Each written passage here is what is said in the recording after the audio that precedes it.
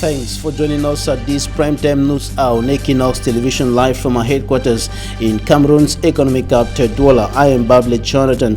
In our top stories tonight, the Constitutional Council in the Republic of Cameroon is examining 12 petitions filed by some politicians who were expelled from the 7th of October 2018 presidential race by the Electoral Council of the election organizing body elections. Cameroon will be taking a look at those petitions in this newscast. And out of the country, 4 persons are shot dead in Canada. The shooting took place today.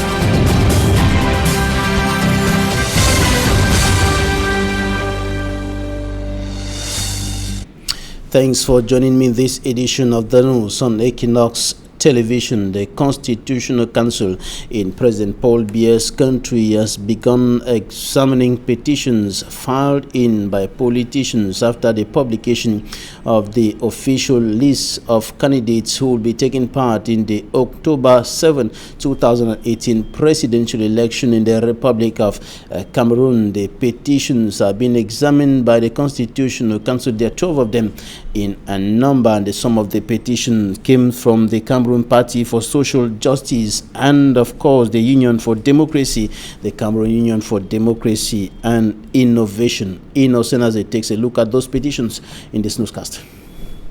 It is this August 10, 2018 that the Constitutional Council has begun examining some 12 petitions tabled by some presidential aspirants whose candidacies were rejected. Most of the irregularities are blamed on the non-respect of the Electoral Code. Berton Kisop of the Cameroon Party for Social Justice introduced petition number 9 bearing the rejection of President Paul Biya's candidature on grounds that he is incompetent in management, especially when it comes to international affairs. Berton Kisop as well introduced petition number 10 on the rejection of his candidacy by Elecam, calling on the Constitutional Council to overturn the decision of Elections Cameroon, which to him has been irrational.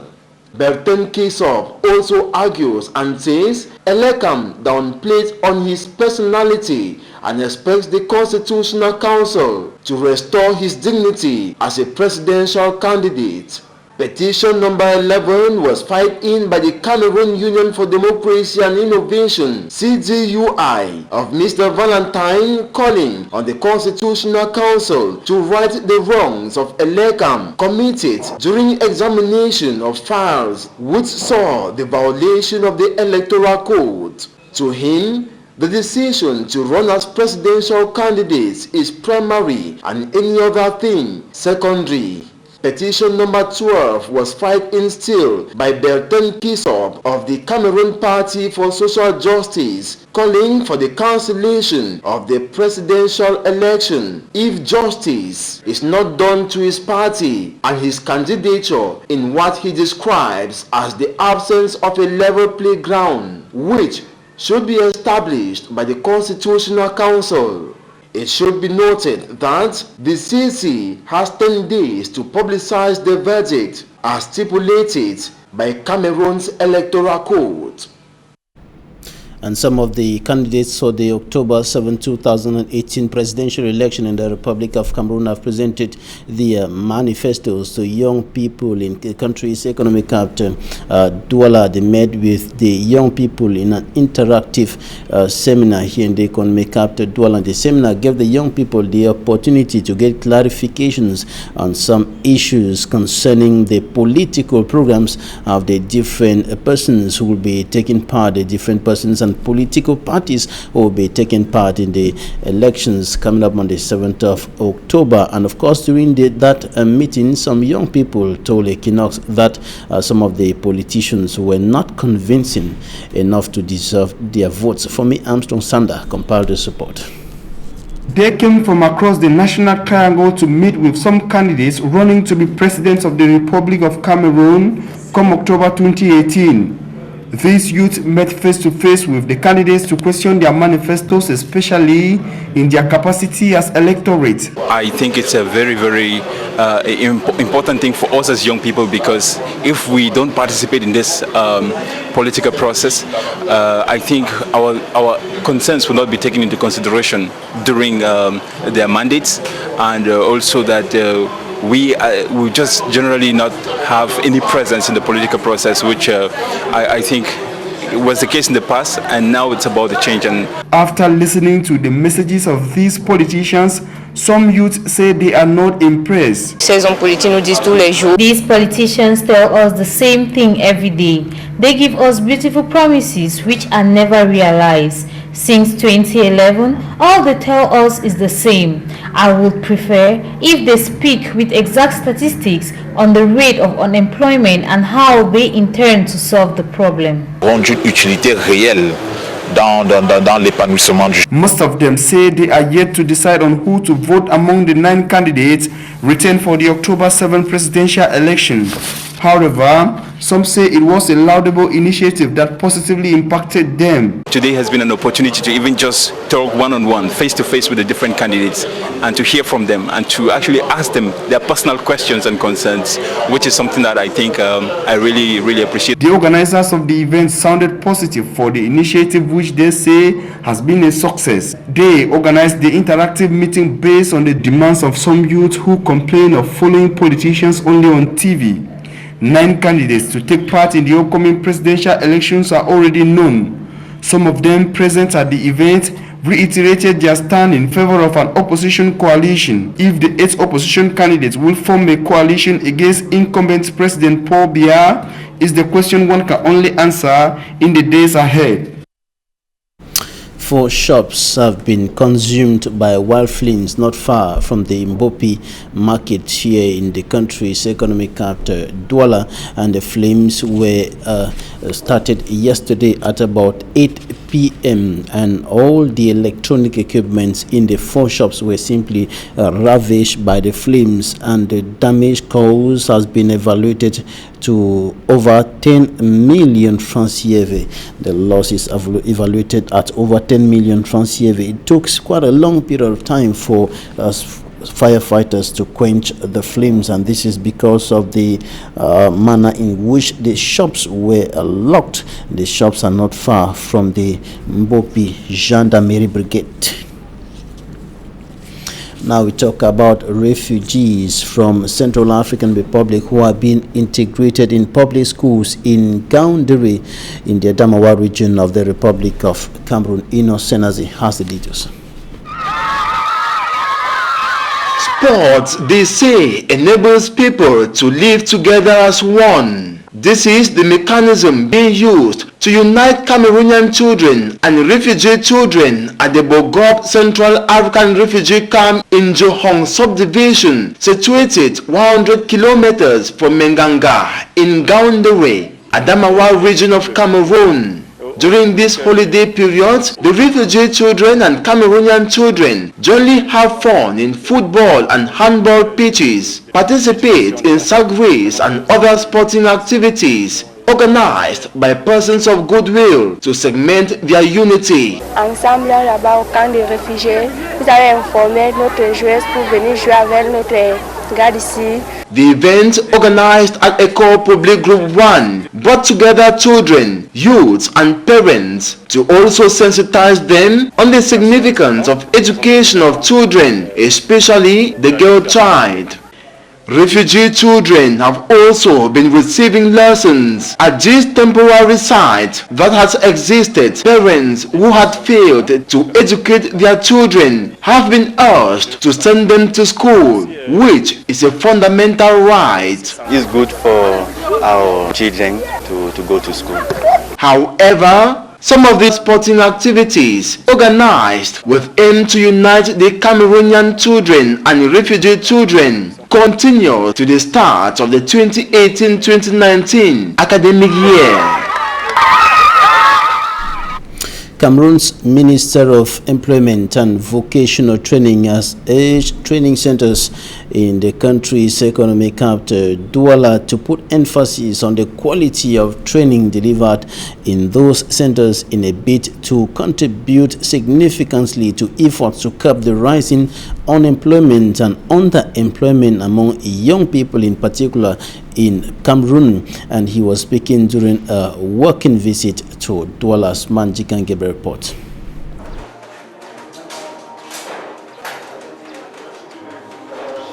The rising rate of youth unemployment in Cameroon brought the Minister of Employment and Vocational Training, Zachary Perevet, to Cameroon's economic capital, Douala, this Friday. According to the 2013 report, 30% of young people in Cameroon are unemployed, while 75% are underemployment. Owing to the new law on vocational training that was recently adopted by parliamentarians, Zachary Pereve was out to take stock on some of the vocational training institutions in the country. For him, it was a visit to encourage the vocational training centers that are training young people, preparing them for possible employment, and to get an idea of their difficulties. For years now, more higher institutions of learning are gaining grounds in the country, with youth moving around after graduation without employment. Nous encourageons les responsables des centres de formation à mettre l'accent sur la qualité de la formation. It is only through quality training that Cameroon will achieve its 2035 goal of emergence. But no answer have been given yet why, notwithstanding the numerous training centers, youth unemployment continues to increase in Cameroon.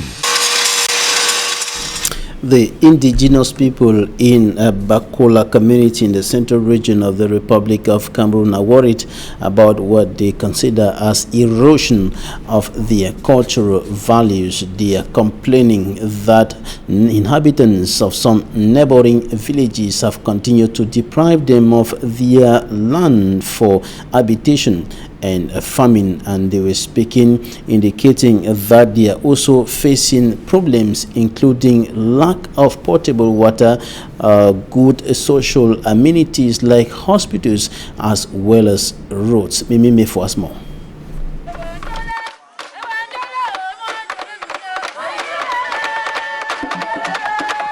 Entertainment can be derived in varied forms. But when it comes to the Bakola community in the Nyongan-Keli division of the Central region of Cameroon, it is peculiar.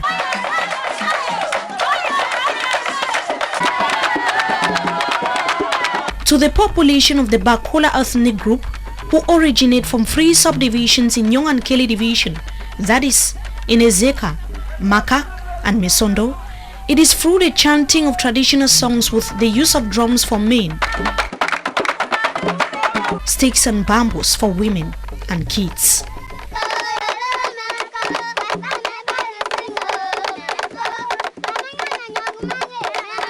But behind this euphoric atmosphere are a people who believe that neglect and discrimination against them has become a way of life to their neighbors.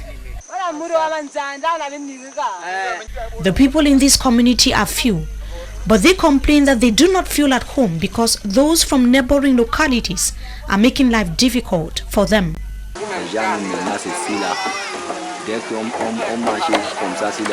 We are always threatened by our neighbors. Even to acquire farmlands is a problem. Either they are seized or our farm youths taken away. This makes us feel like strangers.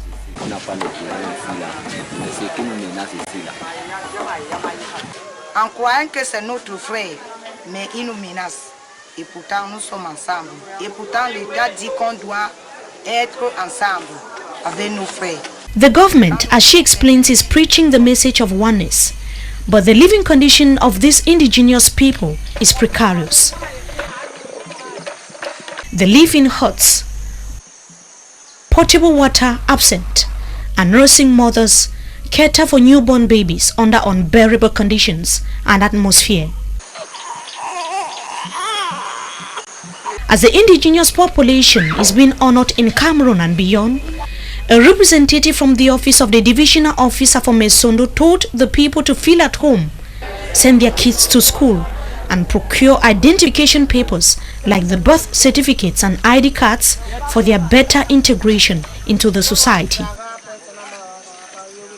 Envoyer les enfants à l'école en établissant les actes de naissance des enfants, en établissant eux-mêmes des cartes nationales d'identité pour se sentir totalement citoyen. She urged the people to also notify the administration if their well-being and feeling of belonging are threatened. Et de dénoncer toute forme de violence faite à leur encontre auprès des autorités.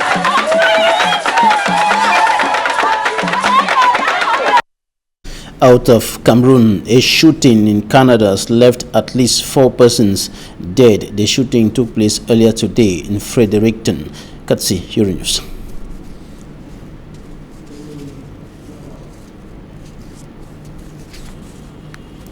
We're talking about a shooting in Canada which left at least 4 persons dead earlier today, and I indicated earlier that the shooting took place in Fredericton and 2 security officials are among the 4 persons killed during the shooting. That's Euronews. At least 4 people, including 2 police officers, died in a shooting in Canada on Friday morning. Officers confirmed the deaths of their 2 colleagues on Twitter. No names or other details of the victims have been released. 1 person has been taken into police custody. So far, little is known about the circumstances surrounding the incident. It took place in Fredericton in New Brunswick, a small city of around 56,000 inhabitants. Local media images showed emergency vehicles converging on a tree-lined residential street. Nearby facilities were closed and authorities told residents to stay locked in their homes. New Brunswick had only 3 homicide shootings in the whole of 2016, according to Statistics Canada. That's it for this edition of the news on Equinox Television. Thanks for staying with us. Do have a really pleasant weekend in the company of our programs. Goodbye.